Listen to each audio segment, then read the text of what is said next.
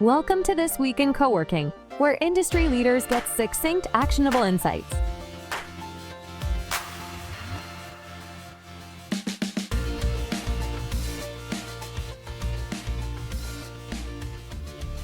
Hey everybody, and welcome back to the This Week in Coworking recap podcast episode. Today, I am joined by a really special co-host, Sophia Stolberg. How are you? How's things at PilotoMail? How are you? Thank you so much for having me. I love This Week in Coworking. I say it every chance that I get. And we are just so happy at PilotoMail. We're rocking this week because we recently announced our CRD Chrome extension. If you're an operator out there and you've got access to USPS's customer registration database, you know exactly what we're talking about. Manually filling all the fields for each 5083 form for each of your customers on this portal is brutal. We have thousands of clients. When we first saw the customer registration database, we really freaked out. We said, this is hundreds of hours of manual data entry. And we're like, what are people going to do? Are they going to outsource this? Are they going to pay third parties to enter all of their hypersensitive, private member information, including their home addresses and their photo IDs? Of course, we're in tech and that's entirely unacceptable. So we said, we're going to do something about this and cut all of that manual labor and those hundreds of hours to upload and manually enter it. That's why we created this Chrome extension. Our customers are already using it and saving so much time. Very great week for PilotoMail. We're rocking here. Love that. And thanks again for sponsoring this week and making everything we summarize this week possible. But I have some questions about the extension, given that I am very much into web geekery and automation. On average, those forms, how many fields does it have? How many fields does someone have to enter for a specific customer? 13 per customer, right? So yeah. And then you have to upload the 5083 form again after having it filled it out on the actual portal.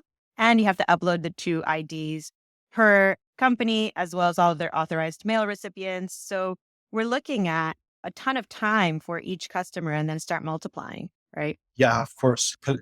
You obviously are CEO of PilotoMail, but you also run a space where a big part of your revenue is in mail management. So how many That's right. mailboxes would you have had to fill this out at Piloto? Over 3,000. 3,000 by 15 fields, that's 6 months of work. No, I mean, it's hundreds of hours, right? The first thing that I said was, we're not going to do it because our team is not going to do it. And we sure as heck are not outsourcing this because this is very private, sensitive customer information. So we created the Chrome extension. Obviously, the API would have been beautiful, but in the absence of an API, this is what we're talking about is the best case scenario. And you know about Chrome extensions, they're not perfect. Something breaks on the USPS portal, then obviously it'll break on the extension. But we are confident that we can get through that and that this is a much better solution than manual data entry. And so if we were to explain what a Chrome extension was to someone who's never installed a Chrome extension before, it's a bit of software that lives inside your browser. You click a button, it pops up. It's like, hey, these are all the folks who are in PilotoMail that you may have to fill in this form, right? Right next to that, there's a little button that says autofill. What happens when I hit that autofill button and I happen to be looking at them? Yeah, so it literally populates all the fields on the portal, right? And then it also auto uploads the compliance documentation for that company and that client. So their 1583 form and their 2 forms of IDs in the case that they have one authorized mail recipient. If they have multiple, then it'll upload all of that documentation. And then it'll also tell you on the platform, like, look, you've already uploaded this particular compliance documentation for this customer.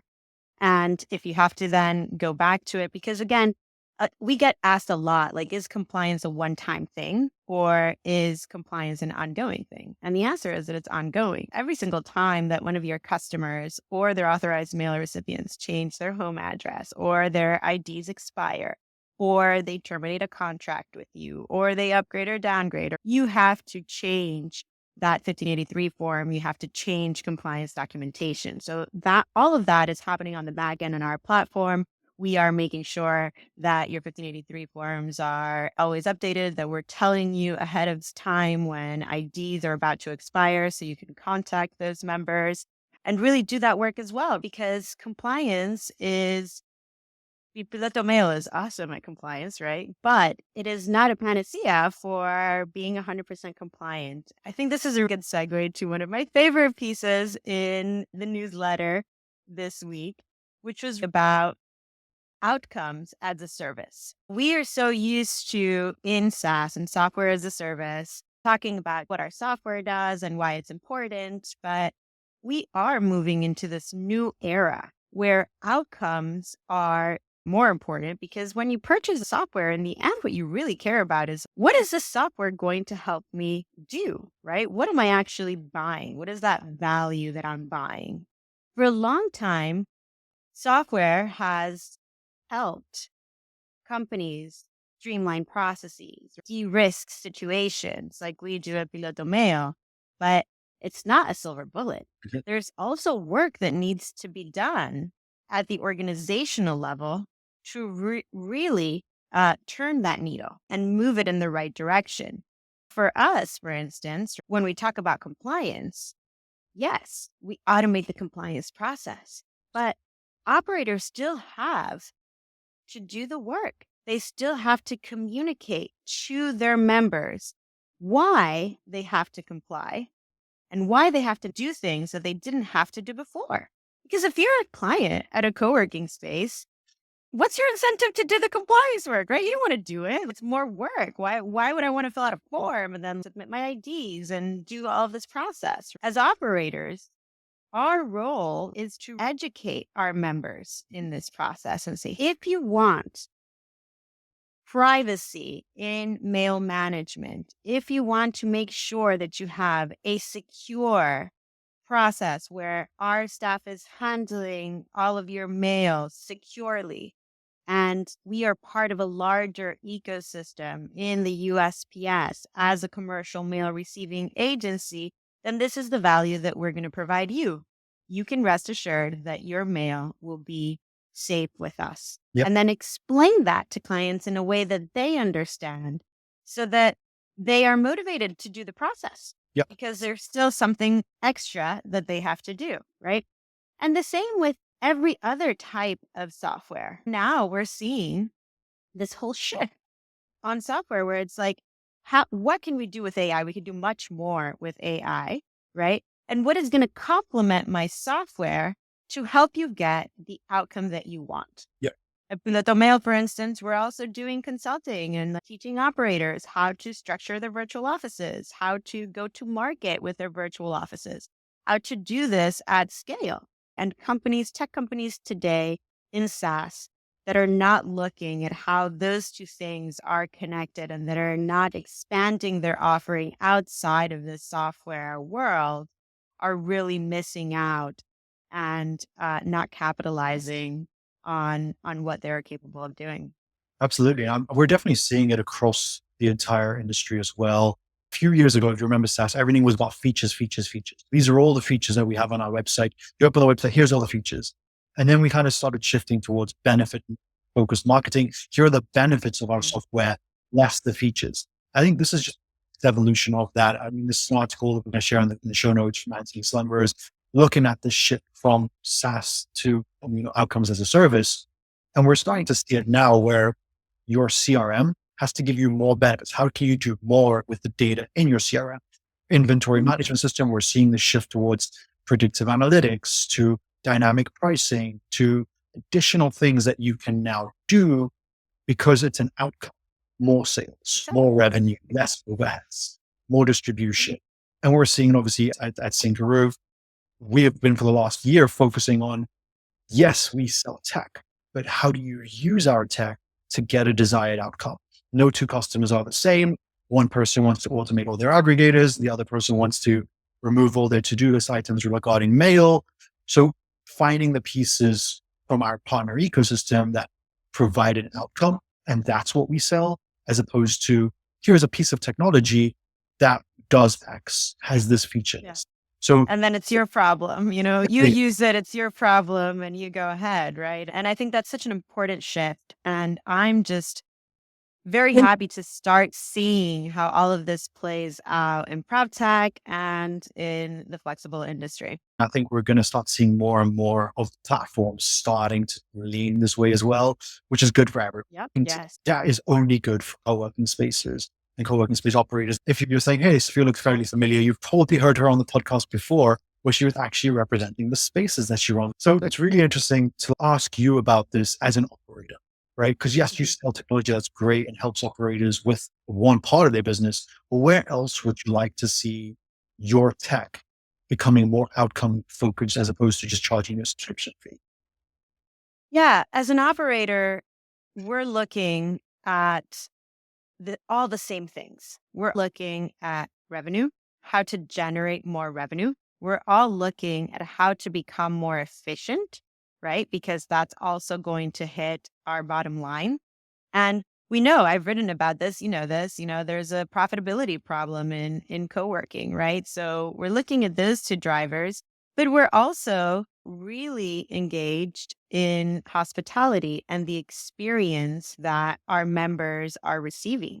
This is also true for software. Software should do those three things: help you generate revenue, increase your savings and cost cutting. And it should also be a full experience that extends beyond that software to really enable your client to extract the most value and to thrive. So that's what we're looking in our industry in general. We're always talking about that because we have space and we need to sell that space. This space takes a lot of upkeep and the operational costs are really high. We all know that. And so we're always looking for new strategies there. But importantly, you can have the prettiest spaces and they can be empty because you have no community building, you have no experiences around your spaces. And so in a world where we're seeing more consolidation, right? Where we're seeing very paradigm shifting moves, right? How are you, as an indie operator, as a smaller operator, making yourself seen, making yourself more visible, making yourself heard? I love that.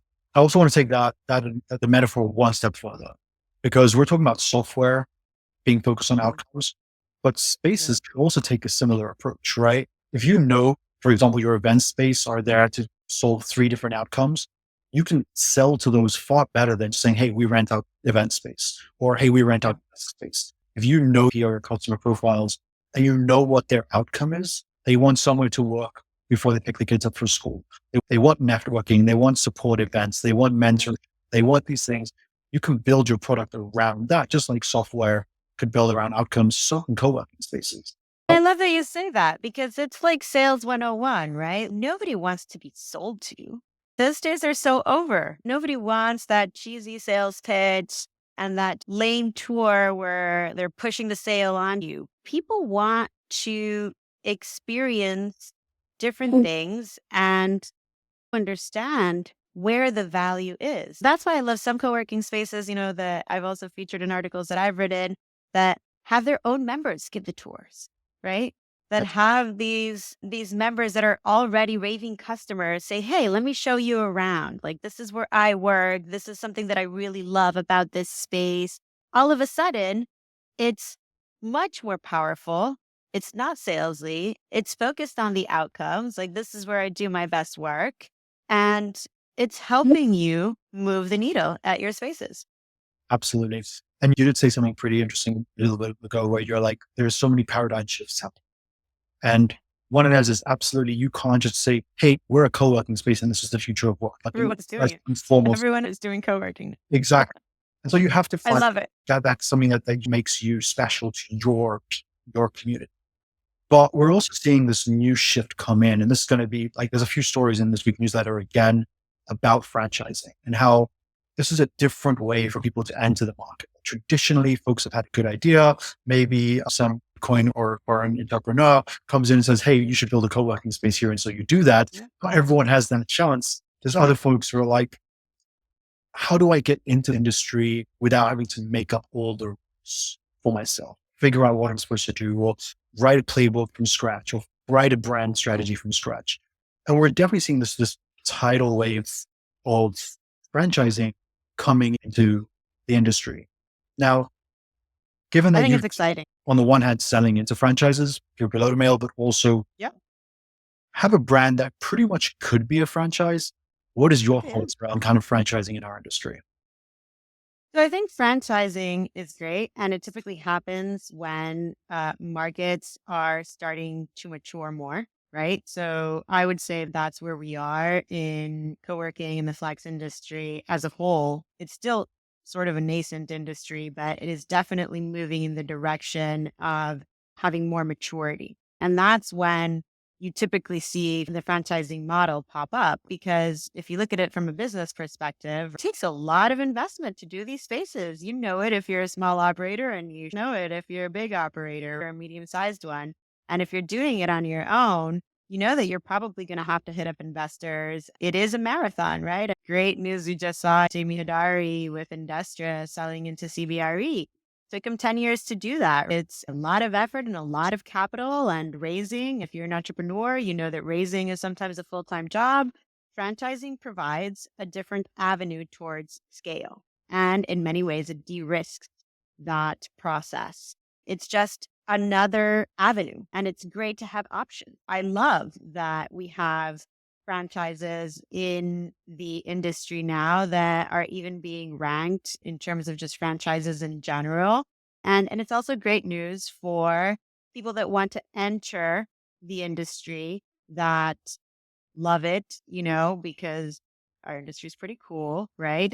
And are looking at it from afar and say, I would really love to join this industry, but want to also kind of de-risk the situation and want to have that playbook and want to have that guidance and mentorship that is certainly built into the franchise model. Absolutely. And I also think it's an interesting expansion model. We're seeing, I think, 4 or 5 operators within the last couple of weeks also start announcing that they're available for franchise opportunities. They're looking to expand out. They're looking to license out their playbook. Some of them are doing this for 10, 15 years. Great to see both sides of that coin, people coming in, but also people using it to expand, get that benefits of scale, use that economies of scale to kind of pull down costs, 100%. expand out. So it's just really interesting time for franchising and in our industry. And just to go back to that 500 rankings, within the newsletter, we shared that Office Evolution and VentureX both made it into Entrepreneur Magazine's 2025 Franchise 500 ranking. That is a very long name for something that's not so catchy. But if you're trying to figure out what it means, that's like a rank of like the top 500 franchises in the US and the number one is Taco Bell, things like that. So it's always good to see representation of our industry alongside things like, oh, you can start a McDonald's or you can start a Coca-Cola. Like 100%. it's a really good representation for the fact that we're becoming more mainstream and we're becoming a product and a solution that people understand. I love that. Me too. There was another interesting franchise related story in the newsletter this week, a partnership between a group of franchisees who run VentureX and Office Evolutions who made a partnership with Returned. And Returned is a pretty cool solution where they allow you to do e-commerce returns from their returns. And I just love this because it's another way to get people to come into the office other than, kombucha on tap and all that other stereotypical co-working perks. So I wanted to ask you about it. What do you think about this as a parent? Are there any other creative perks that you've seen that bring people to the physical locations? So I'm biased here because I know the founders. I know Liz, an amazing woman founder and CEO of Returned. And I also, my first mentor ever, Gary Gessler, also works at sales and return. So it's full circle for me. I love the Denver ecosystem. It's been great to watch their journey. They just launched. But yes, to your point, right? It is one more way can come into the door and come in through the door and experience what co-working is all about. This works the same way as the access points for UPS or FedEx. They're usually at Liz or Walgreens right? The reason why those partnerships exist is to drive traffic, right? to get people in the door to do something that they need. And then as a result, say, well, now that you're here, you can purchase all of these convenience products, or you can take a tour of the facilities and really get a sense of what co-working is about. So that's what I really love. This is a partnership for members of Office Evolution and Venture X in the greater Denver area. Those members may be virtual office members that are not coming into the office as often, that are not sitting down and experiencing co-working or the facilities, that are now all of a sudden have another excuse like postal mail, right? When people come and pick up their mail, we always say that we really drive community through mail. Because when people come in the door, you're having a conversation with them, you're handing them their mail, they're returning their items, and then it's an opportunity to talk to them and say, hey, like, how are you doing? It's an opportunity for them to tell you about their future office needs, their projects, the conference room they need to book because they have this important client meeting. All of that creates community. It creates those collaborative links that eventually lead to more business, more revenue, more word of mouth. I also think there's another benefit for the employees of the member. Because like a lot of times in the last couple of weeks, we've seen posts where folks left the co-working space for a traditional office and all of a sudden the employees stopped showing up. So giving them these additional stacks of like, you can also just drop off your e-commerce returns here when you come to the office. You can do all these additional services, additional access to different things. Just makes the team memberships more valuable because they're so much more than just a space. So just any other perks that you've seen that are bringing people into the space other than mail and returns? Mail is a really big one. I think that we've tried a lot of different collabs with local community brands in different retail areas. One of the things we've done in the past is hot summers, we bring in Senor Peleda and popsicles for people. It's a great experience for our members because they're great popsicles, but also for the brand because it's a different avenue for them. And so anytime that you can bring, we've brought coffee stations, we've brought businesses, small businesses around our co-working spaces in different neighborhood in the door, right? That's a huge draw.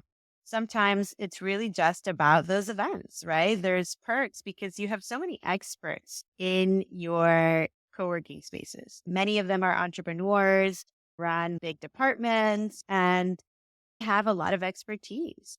So sometimes all you need is a lunch and learn, right? To get people to come to your co-working spaces, gain that value. And sometimes that's when the magic really happens, when business partnerships are born and even new companies, right? And how satisfying is it if you're a co-working operator? Many of us got into this because we love the ecosystem building part of it, right? How incredible is it when you actually have people creating more value for each other, creating companies, creating partnerships, growing, and being able to do so as a result of the efforts of having these small perks. Oh, yeah. And I mean, I'm just smiling. When I got into co-working, I came from online, offline experiential marketing. And that was kind of my jam before I got into the co-working world. And there's power in creating moments of delight, like bring people together in a physical space. And co-working spaces have the bargaining power to structure such cool deals with local vendors and the businesses around you in your neighborhood. There's so much you can do with them to get more people in. They welcome that, right? You think, oh, they're never going to say yes to this because maybe we don't have enough members or whatever. It's not really a retail situation. It's the total opposite. For them, it's amazing that you offer them this opportunity because those people are working at your spaces that are near their retail shop. Maybe your members were just doing Uber Eats instead of walking a block over and having something at one of the nearby shops. It's part of really activating your entire neighborhood. Many times they'll return the favor and have flyers of your co-working spaces at their retail shops and send people over if they see them working at the coffee shop for too long, like, hey, did you know that Piloto, like 3 blocks away, has a co-working space and you can get a day pass there? So all of this community building outside of your doors in your neighborhood is extremely important as well. Absolutely agree. But another thing that's also really, really important is online marketing. And a piece that I Yeah. shared this week, which I just shared, I just love the idea of it. And I wanted to plant this idea in people's heads. I'm not sure if you've seen the video of Lisa Du Bois. Had you seen it before I shared it? I saw it. I love it. I love it. So for folks who are So listening, genius. it's an Instagram video that this realtor called Lisa Du Bois put out, where instead of just showing a house, she's like played a little like really cheesy hide and go seek. Like, where would you hide in this living room? And she horribly hides behind a curtain. It's a really fun way to show what is traditionally just a walkthrough video. We've seen similar things in co-working. We've kind of seen fly-throughs where someone did a dog run through because they were pet-friendly space. They attached a webcam to a dog and let it run through the space and uploaded that. But I would love to That's see, what other ways could we creatively show off the benefits of our spaces without Yeah. just selling the features? What can we expect from PilotoMail as a company and Piloto 151 in this vein? Yeah. Like, what kind of creative? You're putting us on the spot Oh, there. yeah. We're not going to share that before we launch it. But, what I will say, Hector, is that we speak with a lot of clients and consult with a lot of clients that really, for their go-to-market strategies, are heavily leaning on Google ads, display ads, social media ads, and all of that is part of the mix, right? There are 19 traction channels for going to market, right? Different strategies will work in different markets. And there are some markets where you just have to do paid advertising because there's so much competition and they're densely populated with co-working spaces, so to speak.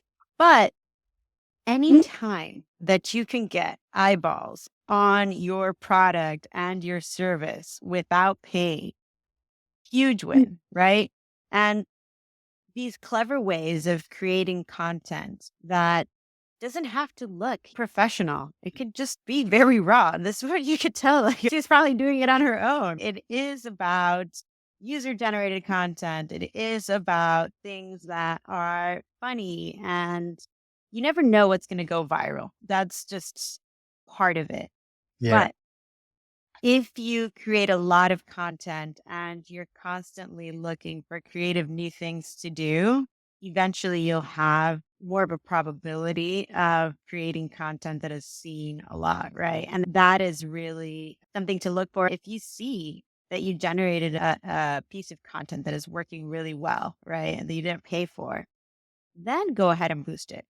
Then go ahead and double down because you already know that it's working. Mhm. So it works both ways. It saves you money, and then you maybe don't have to do the ads. But if you're already doing ads because your city requires it, because it's saturated, then lean in on that content. Agreed. I also think that if you are creating some clever, cool, quirky, unique content, send it our way. I would love to share with everyone else because you're not all competing, right? You're all competing with home and you're all competing with coffee shop. Co-working That's right. spaces, if we can all share ideas amongst each other and like content ideas, let's do that. Send in your submissions. Let us know what you're doing. I'm really hoping that we'll be doing this when the next Harlem Shake viral sensation comes out. Because I would love to highlight this is 100 co-working spaces doing this one viral trend. Yeah, Just that'd be cool. We that would should do a awesome. challenge, like the ice bucket challenge that went viral. There's so many things that we can do. One of the things I loved seeing in your newsletter was all the support that the industry is giving LA right now, working on making that more prevalent, and really happy to see so many people in our industry contributing. And big shouts to Yardi, who contributed $250,000 to 2 charities, donating some Big shout water out. supplies. Big shout out to them as well. On that note, 100%. we're going to try and end this on a more positive note. Hopefully everyone out there is safe. Hopefully everyone else is looking after themselves and having a good time. If you're here in New York and you're freezing your butt outside, it'll be warmer next week, I hope. I'm down to Puerto Rico. You got it all, everybody. Pack your bags. We're all going to have a party at PilotoMail's offices. Fantastic. Sophia, thanks again for joining us and being a fantastic co-host this week. If you are listening and have any feedback, drop us a comment anywhere that you're watching this, or reply to any of the emails that you get from This Week in Coworking. Until next week, take care of yourselves. Goodbye. Thank you. Bye.